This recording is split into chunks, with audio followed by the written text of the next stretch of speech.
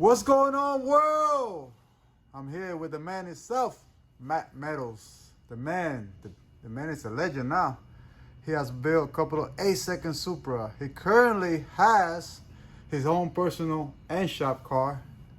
The first stock motor 8-second Supra. We went $899. $899 or $898? $896. $896, to be correct. Yeah, 152. 152. And he also had everything to do with putting it together. The fastest MK5 Supra in the world currently. Even 60 to 130 is the fastest. The quarter mile was 841 at 161 and some change. So Matt is gonna tell you guys a little bit about the car, the setup, and a few questions that I got from you guys. So Matt, the floor is yours, brother.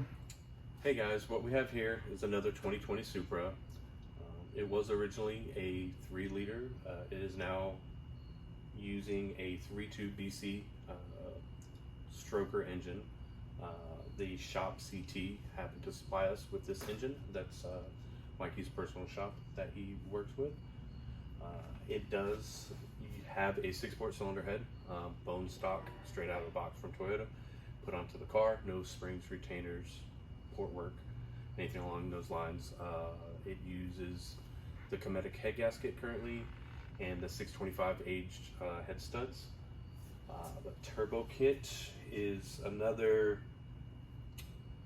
fabricated one utilizing full race manifold, and turbo is a 6870 with a large T4 divided housing. The car has the AMS intake manifold with the Motive Reflex port injection kit by Visconti Tuning.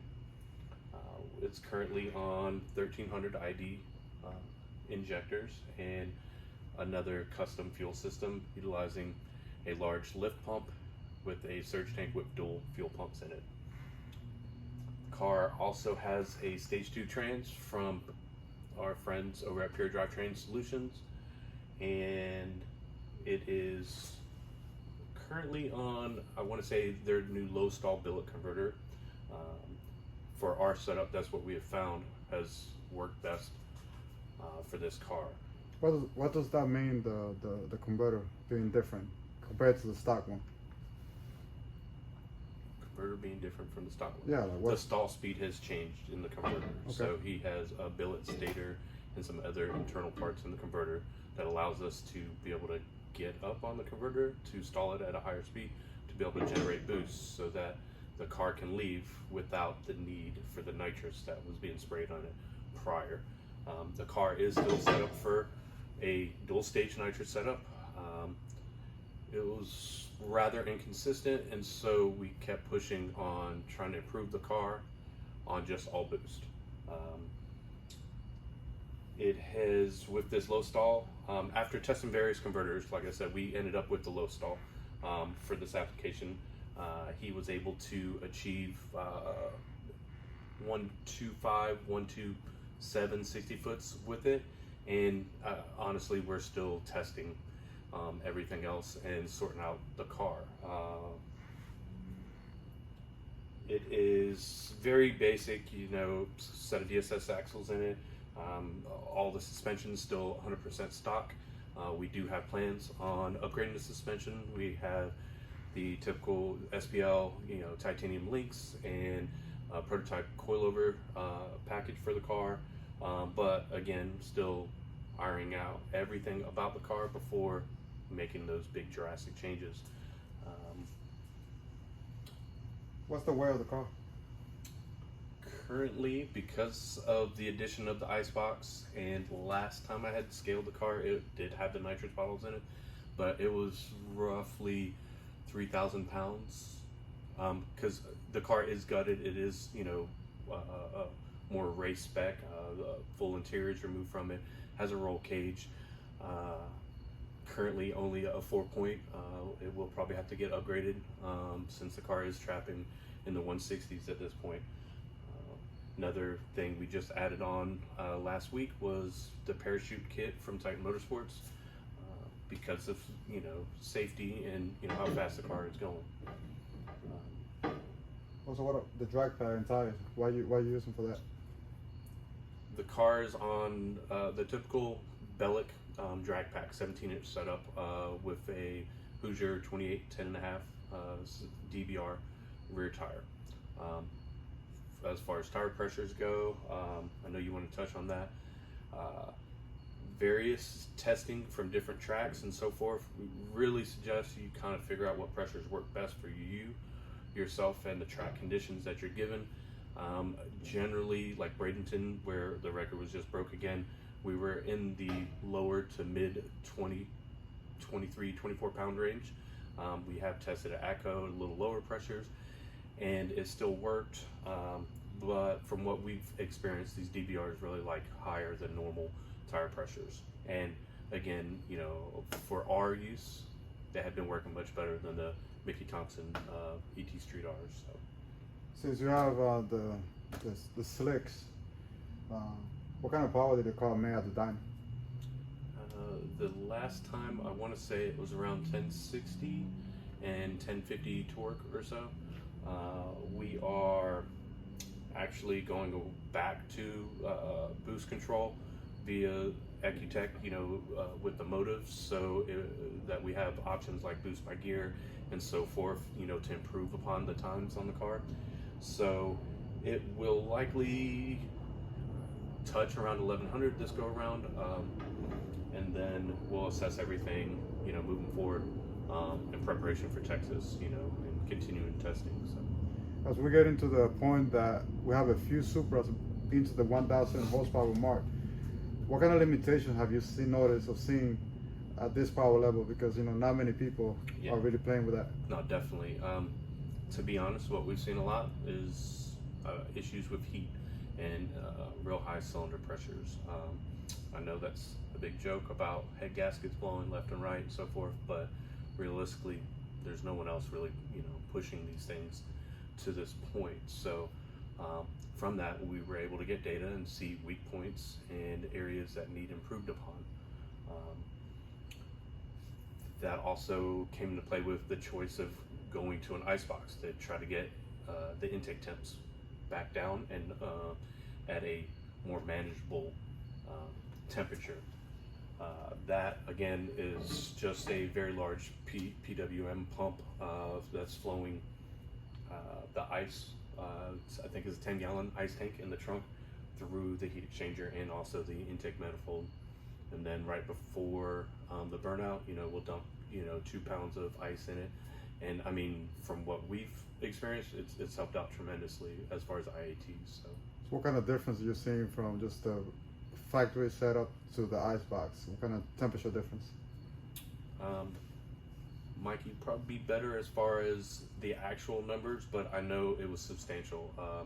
I want to say he would be anywhere 80 to 120 degrees Celsius by the end of the track. Basically, the temperatures would just rise pretty drastically. That's with the stocks, when it was the stock setup? Before the ice tank, just with the aftermarket intake manifold. So, you know, I came on board after the intake manifold originally, you know, so I know his claim was he picked up another 2 miles per hour just by doing the intake manifold because temps were a little more manageable. But then as we kept pushing more boost through the car and at that time spraying nitrous and so forth, temperatures just got way out of hand. So now I know even at the top of the track, you're still in the 60 to 70 degree range, depending on the ice and how quickly you get through your burnout and stage the car, you know, as far as how long it's actually still in ice form. But I know on the dyno, the last dyno session, it was cold here in North Carolina, so it was probably 40 degrees out.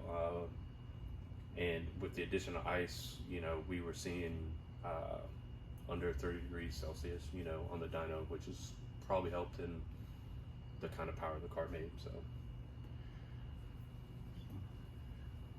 what's the future plan for the car? Again, more and more testing, and he tried to make the car competitive, make it actually go rounds and not just set records. The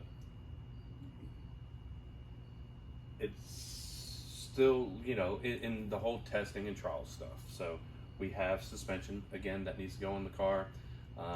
Been trying to get the car to be consistent 60, and then start taking that data that we learned from the videos and the multiple track testing, and figure out what setup's going to work, the spring rates and alignment specs and so forth. We have some things in the work for some modifications to the cylinder heads, areas that we think need improved upon. I know future goals is he wants to get the car to run in the sevens. So it's going to be a lot of hard work, but it is definitely doable, assuming we can make some more power with the car. So. You think they're gonna have to go back to nitrous, or you think it will be? I hope not, but that's always in his mind, is we just spray the car. Again, it's got a pretty decent two-stage nitrous system. It's just whether or not the basic engine setup can handle it. Again, we're still looking at other things as far as development on some better engine options and support to be able to handle more boost, and looking at differences and comparisons with cylinder head porting and cams and so forth like that. Well, how streetable is the car? I mean, I know everybody wants an 8-second car nowadays, but they also want to keep it streetable. So, well, this car, 100%, Mikey himself would take the car back and drive it every day to and from work. It's really up to what you're comfortable with. Obviously, you can't ride around on the street at making 1,000 wheel and driving aggressively. This car's been driven tons on the street. You just got to be more cautious of how you're driving.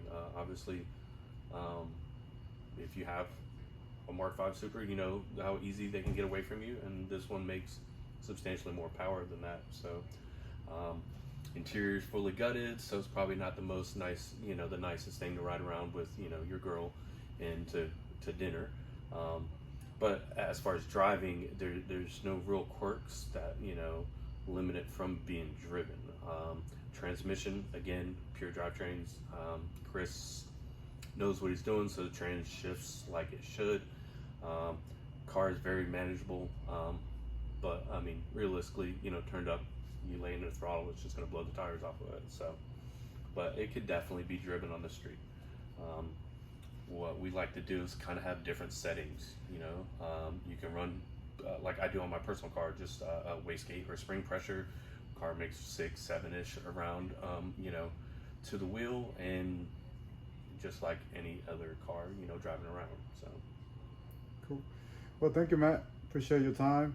Talking about the car. You've done an amazing job not just with this car, but with your personal one. We also have another 9-second Supra that you built, a green one that has a very quick spooling turbo.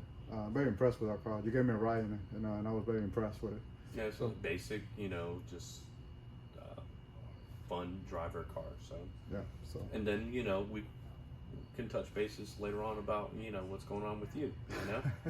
I'll be the next victim on the camera, but that's for the future, guys. We gotta make something happen that is worth talking about. Yeah, it will be. So it will be.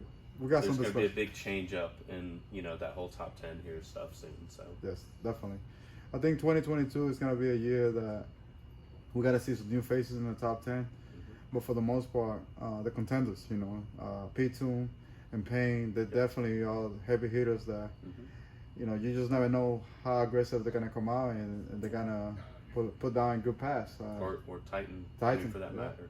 Titan. Otto is definitely putting in time and work to make things happen. Yeah. So Canoe, they have Canoe a resource. Racing? Yeah, definitely. Canoe. So great, yeah, a bunch of guys. They definitely have a bunch of stuff in store too. So I think it's gonna be a great third year of the Supra, right? Yeah. for sure. I mean, they're definitely. I mean, especially with the availability of unlocking these 21, 22, all newer model stuff. Well, I'm sorry, cloning. That Visconti and other companies are doing. It definitely is going to open the market back up for these cars. Biggest thing we're going to run into is all the supply issues with waiting on parts, like we're all doing currently. So. Well, thank you, sir, for taking the time to talk to everybody, and we'll catch you with the next car. See ya.